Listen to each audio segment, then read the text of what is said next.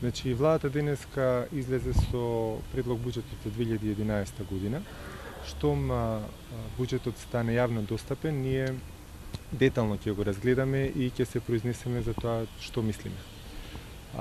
Меѓутоа, работата не е во тоа каков е буџетот за 2011 година, работата е во тоа каква е владата која што го предлага. Ова е истата влада која во 2009 година предлагаше, односно предвидуваше огромни капитални инвестиции, па на крајот тие се реализира во износ за половина помал од она што беше предвидено. Ова истата влада која во 2010 година предвидуваше голем скок на капиталните инвестиции, па со ребалансот веднаш ги скрати за речиси 1/4.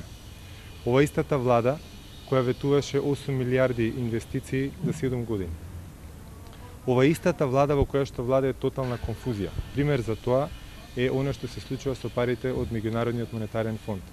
Од една страна, вице-премиерите ги гледаме како јавно кажуваат за што би ги користеле парите, а од друга страна, премиерот Груевски вели дека парите не ни се потребни. Благодарам.